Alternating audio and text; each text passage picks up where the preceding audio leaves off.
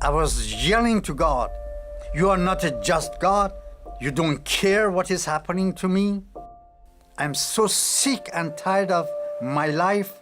Finally, I say that if you are the true God, come and take my life. If not, let me die here. I don't want to wake up.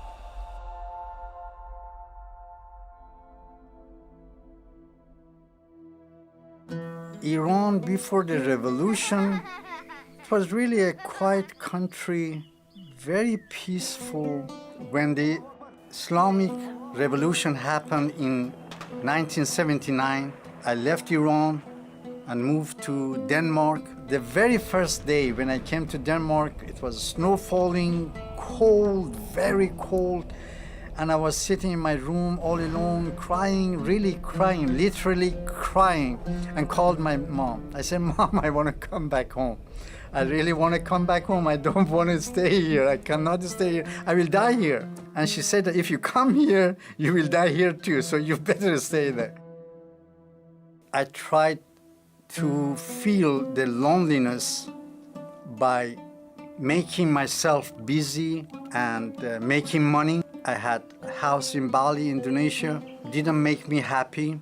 In order to find Allah, I started to go to mosque, doing salat 5 times a day, but found no Allah. And then I went to other religion, Buddhist and Hinduism, Krishna, name it. But no God. But still, the feeling of loneliness and emptiness was there.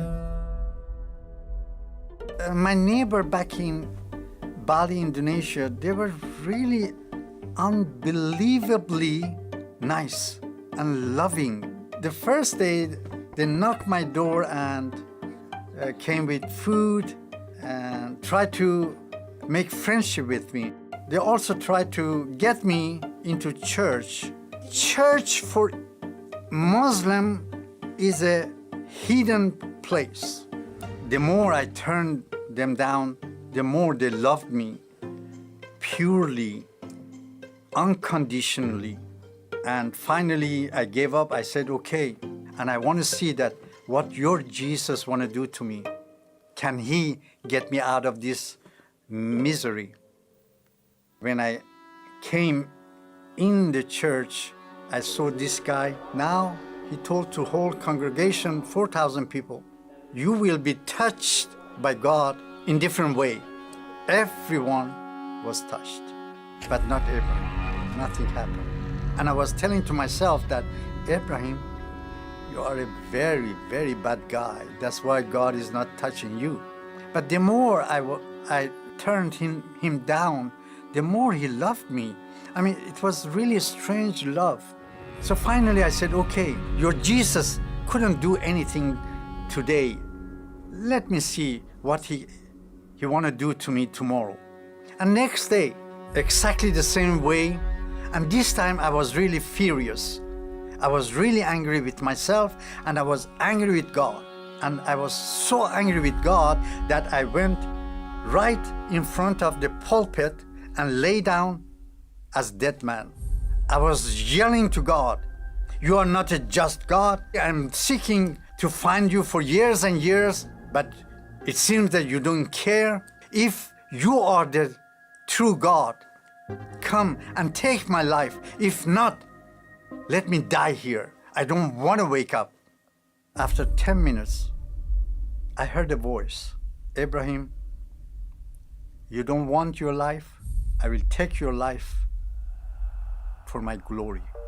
I felt hands start to touch my head. I thought that some of these 4,000 people felt sorry for me and came to me just to give me comfort. I opened one of my eyes, seeing that who is this? Nobody here, this side. And then I opened my left eye, nobody here. And when I opened my eyes and tried to stand on my feet, I couldn't stand on my feet. And the whole church was empty. And I was born again. at that day. God made us in such a way with vacuum that only God can fill it. No money, no children or mother or father. Only God Himself need to feel that.